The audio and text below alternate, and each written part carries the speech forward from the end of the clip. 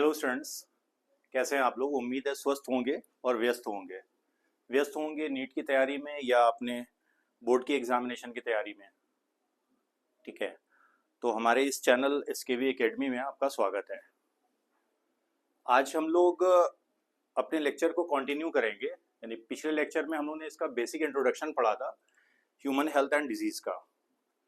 इसी इंट्रोडक्शन की अगली कड़ी में आज का हमारा लेक्चर होगा इन फंडामेंटल टर्मिनोलॉजीज जो यहाँ पर दी हुई, जैसे हेल्थ क्या होता है, डिजीज़ क्या है, इन्फेक्शियस डिजीजेस क्या होती हैं, नॉन इन्फेक्शियस डिजीजेस क्या होती हैं, इन सब के बारे में हम लोग चर्चा करेंगे और समझेंगे कि इन टर्मिनोलॉजी को पढ़ने का मकसद क्या है और क्यों ये ज़रूरी है। अगर इन टर्मिनोलॉजी को आप यहाँ पे क्लियर रखेंगे तो आगे जो पॉइंट्स हैं वो आपको आसानी से समझ में आएंगे।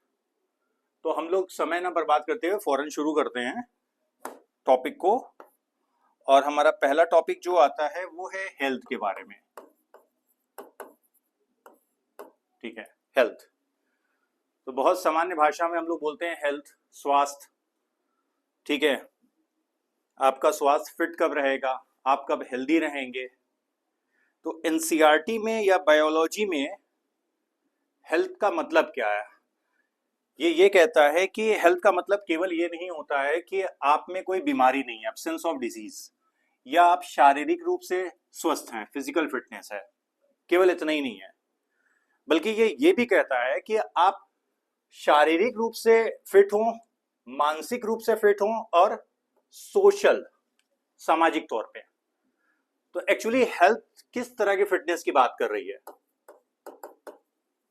ठीक है, यानी कि आपकी फिटनेस किस किस लेवल पर होना चाहिए। आपको सोशली फिट होना चाहिए, आपको फिजिकली फिट होना चाहिए, राइट। साथ ही साथ आपका मेंटल फिटनेस का ही बात हो रही है, मेंटल फिटनेस। अगेन रिपीट करता हूं, हेल्थ का मतलब बायोलॉजी में इस किताब में यानी एनसीईआरटी जो क्लास 12 की आपकी किताब है, इसमें ये नहीं लिखा है कि केवल आप फिजिकली फिट हैं या आप में कोई बीमारी नहीं है तो आप फिट हैं। यहां पर फिटनेस का मतलब, हेल्थ का मतलब ये है कि आप फिजिकली भी फिट हो, मेंटली फिट हो और सोशली फिट हो। तब आपकी प्रोडक्टिविटी ज्यादा होगी। भाई हेल्दी होंगे तो हमारी प्रोडक्टिविटी क्या होगी, ज्यादा होगी, है ना। यही तो कह रहा है ना कि प्रोडक्टिविटी ज्यादा होगी, इकोनॉमिक प्रॉस्पेरिटी आएगी, आप आर्थिक रूप से सक्षम होंगे, अच्छे होंगे। इसके अलावा मोर इफिशिएंट आप वर्क करोगे, कोई भी काम कर रहे हो तो दिल लगाकर करोगे, मन लगाकर करोगे, इफिशिएंटली काम करोगे तो प्रोडक्टिविटी जाहिर सी बात है अच्छी आएगी, रिजल्ट अच्छा आएगा। आप बीमार है तो जाहिर सी बात है पढ़ाई अच्छी नहीं कर सकते। आपको बुखार आ रहा है बार बार और वो बार बार क्या कहते हैं कि हर एक समय के बाद रिपीट हो जा रहा है, आप शारीरिक रूप से कमजोर हैं, तो जाहिर सी बात है आपकी पढ़ाई पे डिस्टरबेंस होगा।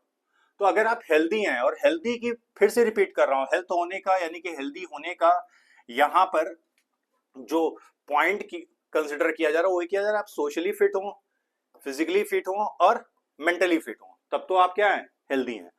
अब हेल्दी रहने के लिए यानी हेल्थ को मेंटेन करने के लिए आप क्या कर सकते हैं। Balance diet, personal hygiene, regular exercise, इसके अलावा योगा की बात हो रही है। साथ ही साथ अवेयरनेस अबाउट डिजीजेस, इन डिजीजों के इफेक्ट क्या है ना, हर बीमारी का क्या इफेक्ट है, कौन सा बॉडी पार्ट डैमेज करता है, डिस्टर्ब होता है इन बीमारियों में।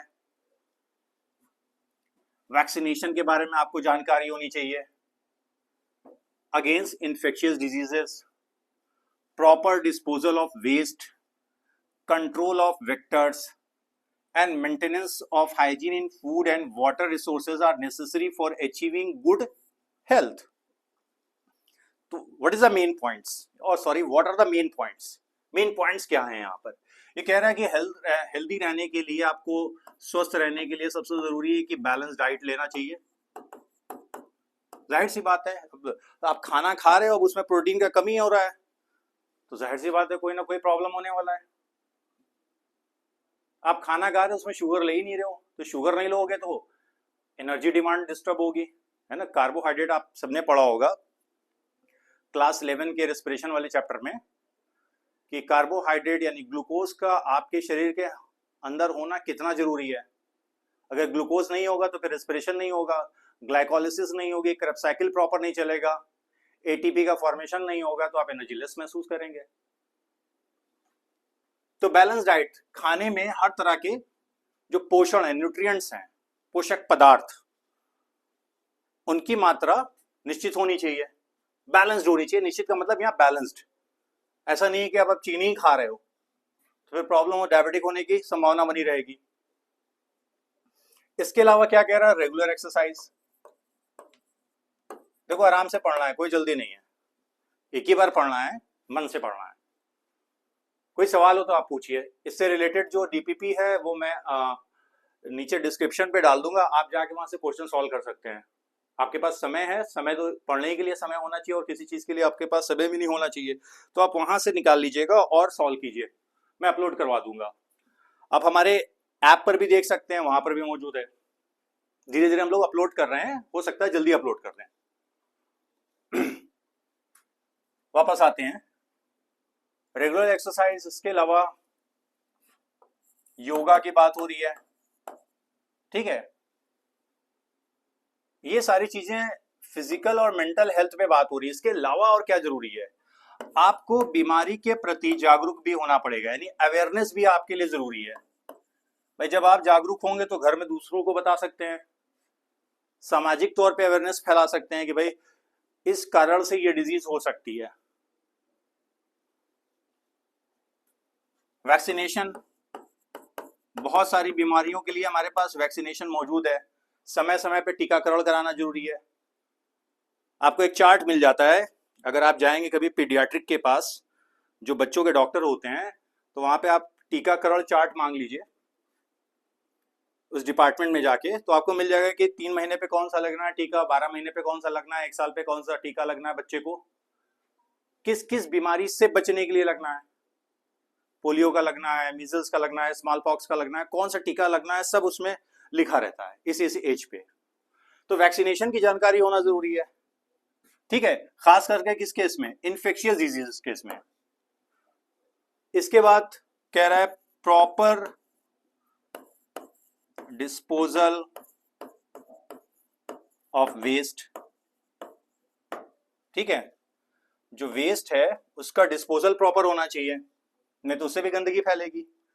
Control of vectors, control of vectors, तो वेक्टर्स क्या होते हैं, ये बीमारी की जड़ नहीं होते हैं बल्कि बीमारी फैलाते हैं।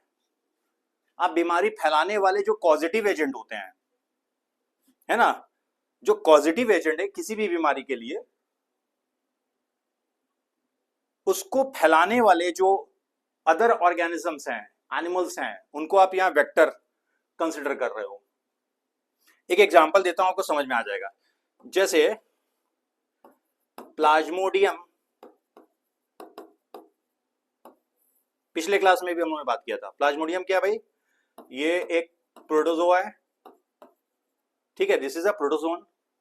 अब इसका वेक्टर कौन है, इसका वेक्टर यहां पर है फीमेल एनोफिलीज मस्कीटो, ठीक है। तो वेक्टर कौन हो गया, फीमेल एनोफिलीज मस्कीटो। यही मच्छर के काटने से प्लाज्मोडियम आपके शरीर में प्रवेश कर जाता है। तो अगर वेक्टर कंट्रोल कर लें हम लोग, पानी ना जमा होने दें, गंदगी घर के आसपास ना हो, तो मच्छर पनपने की संभावना भी क्या हो जाएगी, कम से कम होगी। इसके अलावा क्यूलेक्स मॉस्किटो, क्यूलेक्स मॉस्किटो, इसके कारण जो बीमारी होती है उसको हम लोग बोलते हैं फाइलेरिया, ठीक है, क्या बोलते हैं हम लोग, फाइलेरिया। तो फाइलेरिया का एक्चुअल पॉजिटिव एजेंट जो है वो फाइलेरियल वर्म है, फाइलेरियल वर्म है, जिसे वुचेरिया बैनक्राफ्टी हम लोग कहते हैं, और वुचेरिया मलाई। सब पिछले वाले वीडियो में आप जाके देख लीजिएगा, वहां पे मैंने सारी चीजें मेंशन की हुई हैं। तो इसके लिए वेक्टर ये है क्यूलेक्स मॉस्किटो।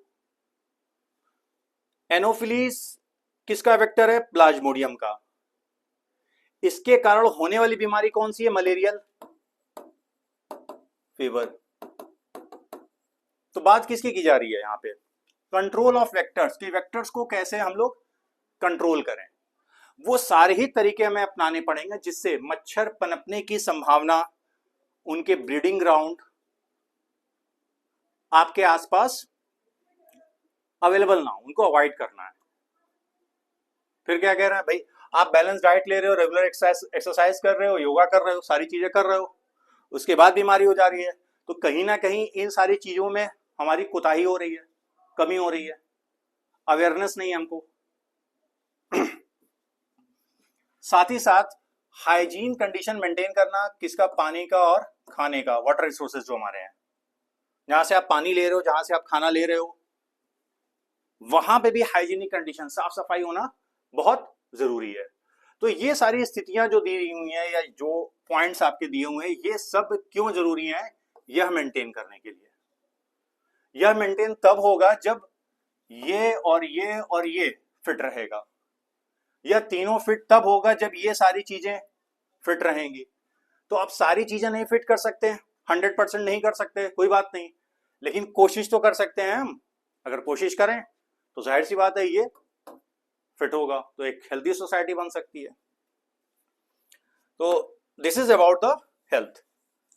अब इसको मैं चाहता तो 2 मिनट में भी आपको बता सकता था, सिर्फ डिफाइन करके कि डेफिनेशन क्या है और कहानी खत्म, है ना। लेकिन दोबारा बोल रहा हूं कि एक ही बार पढ़ना है, ध्यान से पढ़ लें तो अच्छा रहेगा। आपको कोई क्वेश्चन है, कोई कमेंट करना है, कुछ पूछना है, आप बिल्कुल वीडियो पे जाके आप बता सकते हैं। कोई पॉइंट मैं अपने हर वीडियो में बोलता हूँ कि कोई पॉइंट अगर मिस हो रहा हो या आपको लगता हो कि सर ये पॉइंट को अपडेट होना चाहिए, अगले वीडियो में कवर कीजिए, तो वो बिल्कुल कवर करूंगा। ओके, आगे आते हैं। अब बीमारी किसे कहते हैं? डिजीज। ठीक है, बीमारी बहुत सामान्य शब्द है कि ये बीमार हो गया है, वो बीमार हो गया है, या हम बीमार हैं, आज अच्छा फील नहीं कर रहे हैं। और फील क्यों नहीं अच्छा कर रहे हैं? तो जाहिर सी बात है, जो आपके बॉडी पार्ट्स हैं वो प्रॉपर काम नहीं कर रहे हैं, या कोई एक बॉडी पार्ट्स है वो प्रॉपर काम नहीं कर रहा है, तभी तो आप बीमार हैं। वही चीज यहां बोली जा रही है, कुछ स्पेशल तो है नहीं कि when the functioning of one or more organs or overall system of the body is adversely affected, characterized by appearance of various sign and symptom, that is we are not healthy। यानी कि condition कौन सी हो चुकी है? Disease की हो गई है कि अगर आपके शरीर का एक या एक से अधिक ऑर्गन या सिस्टम प्रॉपर काम नहीं कर रहा है, सही से काम नहीं कर रहा है, एडवर्सली अफेक्टेड हो गया है, डिस्टर्ब हो गया है बुरी तरह से, तब कौन सी कंडीशन हो जा रही है? डिजीज की। फिर से बता रहा हूं एक एग्जांपल लेकर। आपको रेस्पिरेटरी इशू है,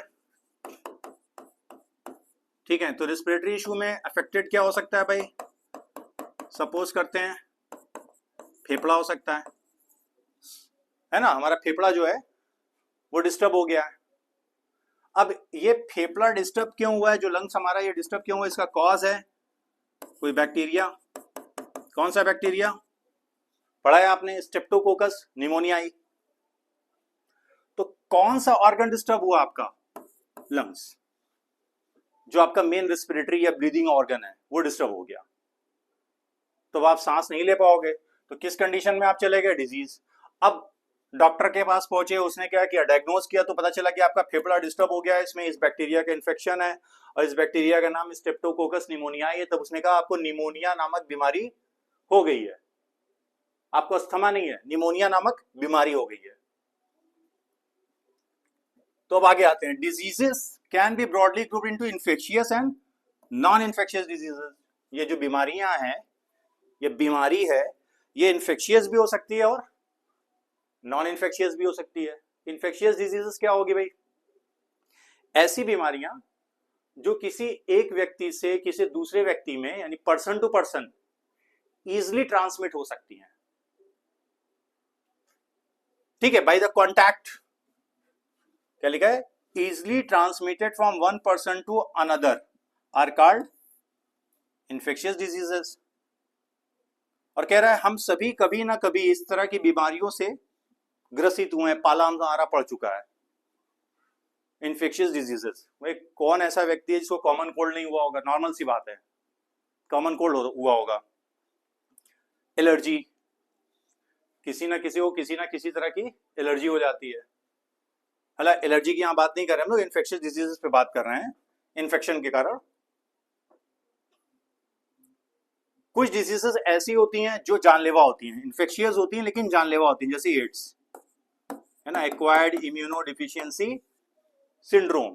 क्या नाम है इसका? Acquired immunodeficiency syndrome. इसको डिटेल में आगे पढ़ना है हम लोगों को। इसका कॉज क्या है? HIV virus. कौन सा वायरस? HIV virus. वही नॉन इन्फेक्शियस डिजीजेस की बात करें, जैसे एग्जांपल के तौर पे कैंसर, जो कि एक मेजर कॉज है डेथ का। पूरी दुनिया की बात करता हूं, इंडिया में भी खास करके अगर हम लोग बात करें तो कैंसर से हर साल लाखों जाने चली जाती हैं, क्योंकि एडवांस स्टेज पे इसका कोई इलाज नहीं, फैल चुका होता है, मल्टीपल ऑर्गन को डिस्टर्ब कर चुका होता है, और जो इलाज है वो इतना ज्यादा महंगा है, और जहां सस्ता है वहां पे प्रेशर बहुत ज्यादा है। खैर, हमारी सरकार और हमारी गवर्नमेंट इस पे काफी प्रयास कर रही है, बहुत सारे इंस्टीट्यूशन खुल भी रहे हैं स्पेशली इसके लिए। कल को आप भी डॉक्टर बनेंगे तो आप में से हो सकता है कोई ऑन्कोलॉजिस्ट बन जाए, कैंसर स्पेशलिस्ट बन जाए। फिर क्या कह रहा है? Drugs and alcohol abuse also affect our health adversely. इनका कंजप्शन अगर कोई कर रहा, ड्रग्स का या अल्कोहल का, तो वो भी हमारे शरीर को क्या करता है? प्रभावित करता है। तो आज के लेक्चर में हमने केवल इतनी ही चीजों को कवर किया अभी तक, ठीक है। अभी हमने कोई डिजीज नहीं शुरू की, स्पेसिफिकली हमने कोई डिजीज शुरू नहीं की है। अब आ जाते हैं what are the pathogens. Pathogens किसे कहते हैं? वो कोई भी ऑर्गेनिज्म जिससे आपको बीमारी हो जाए वो क्या कहलाएगा? पैथोजन कहलाएगा। अगेन रिपीट करता हूं, वो कोई भी ऑर्गेनिज्म जिससे आपको बीमारी हो सकती है उसे आप लोग क्या बोलोगे? पैथोजन कहोगे। अब ये कौन से ऑर्गेनिज्म है? पहली लाइन में साफ साफ लिखा है bacteria, viruses, fungi, protozoans.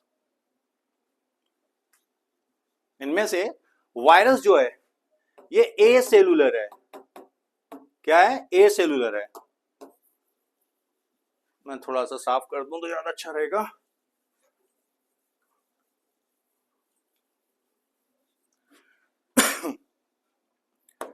Colour भी चेंज कर लेते हैं।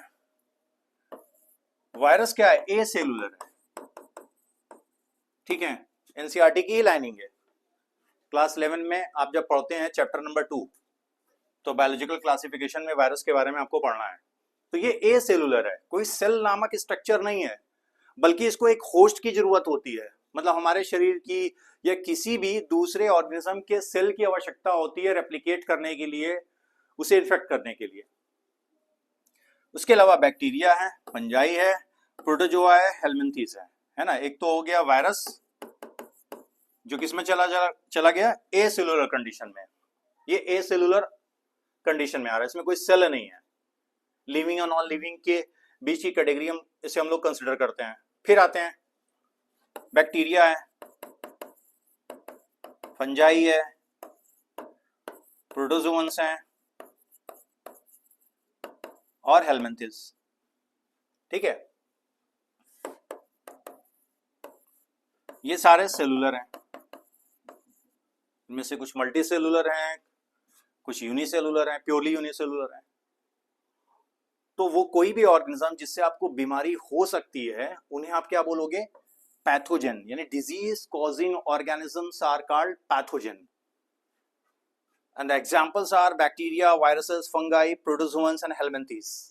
Here the virus is the acellular entity, while others, bacteria, fungi, protozoans are and helminthes are cellular, and they may be unicellular or multicellular.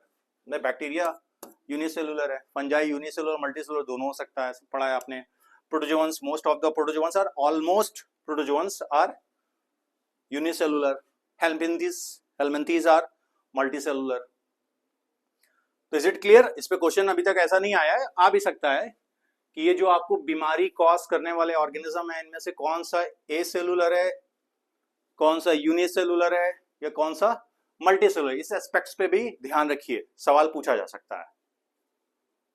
फिर आगे क्या करा, most parasites are therefore pathogens as they cause harm to the host by living in और them the pathogens can enter our body by various means, multiply and interfere with normal vital activities, resulting in morphological and functional damage.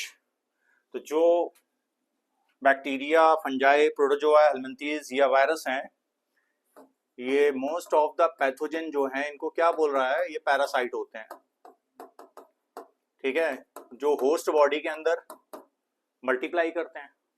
अब host body suppose करो human हो गया, ठीक है,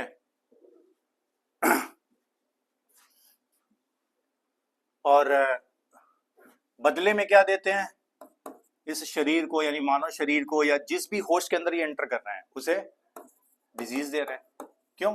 क्योंकि वहां functional damage कर रहे हैं, मॉर्फोलॉजिकल डैमेज कर रहे हैं। फेफड़े में निमोनिया का बैक्टीरिया एंटर कर जाता है तो फेफड़ा काम तो नहीं ना कर पा रहा, तो फंक्शनल डैमेज भी हो रहा है, सांस लेने में दिक्कत हो रही है, फंक्शनल डैमेज हो, मॉर्फोलॉजिकल डैमेज भी हो रहा है, स्ट्रक्चर उसका चेंज हो जाएगा, डिस्टर्ब हो जाएगा एल्वियोलाई का, जो एल्वियोलाई होता है फेफड़े का। अच्छा, बड़ी इंटरेस्टिंग बात यहाँ पे की जा रही है कि pathogens have adapt to life within the environment of the host. For example, the pathogens that enter gut must know a way of surviving in the stomach at low pH and resisting the various digestive enzymes. अब कोई pathogen host की शरीर के अंदर पहुंच रहा है तो उसको पता है कि शरीर में होस्ट के हमें किस तरह से रहना है, किस तरह से बचना है। अगर कोई मान लो एक एग्जांपल के तौर पे कोई पैथोजन आपके स्टमक में एंटर कर रहा है ना, पैथोजन स्टमक में एंटर कर रहा है, आपने खाना खाया उसमें वो पैथोजन सपोज बैक्टीरिया ही मौजूद है, वो एंटर कर गया, तो यहां पे आप जानते हैं हाइड्रोक्लोरिक एसिड निकलता है HCl और कई तरह के एंजाइम्स आते हैं। अब एंजाइम के नाम पे हम यहां पे लिख सकते हैं जैसे पेप्सिन, प्रोटीन डाइजेस्टिव एंजाइम है HCl, हाइड्रोक्लोरिक एसिड, क्या क्या निकल रहा है स्टमक में, HCl और एंजाइम कौन सा है, पेप्सिन है ना, पेप्सिन एंजाइम। और ये रहा आपका पैथोजन, मान लेते हैं ये कोई बैक्टीरिया है, तो ये बैक्टीरिया ये जानता है कि हमें इस HCl से और पेप्सिन से बचना कैसे है, इसने अपने आप को अडैप्ट कर लिया है इस तरह से कि इसके एक्शन से और इसके एक्शन से अपने आप को बचा ले। वही पॉइंट यहां पर कह रहा है भाई, अगर यहीं पे ये खत्म हो जाएगा तो शरीर में रेप्लिकेट कर ही नहीं पाएगा, बीमारी पैदा ही नहीं कर सकता है। प्रकृति सबको मौका देती है भाई साहब, सबको मौका देती है।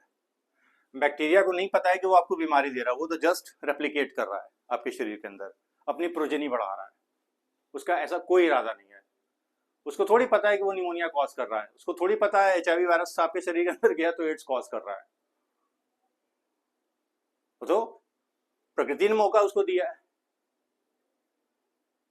तो हम जब बीमार होते हैं तो हम फिर प्रॉपर ट्रीटमेंट पे जाते हैं, उस हिसाब से इलाज करते हैं, अगर हमारे पास अवेलेबिलिटी है उस बीमारी के इलाज की। कुछ बीमारियों का इलाज अभी भी नहीं है, मेडिकल साइंस बहुत ज़्यादा रिसर्च हो रहा है लेकिन इतना एडवांस स्टेज पे नहीं पहुंची है। तो उम्मीद करता हूँ यहाँ से यहाँ तक आपको समझ में आ गया होगा। ये स्टार्टिंग के हमारे 2 लेक्चर थे, काफ़ी स्लो और आराम से मैंने पढ़ाया है।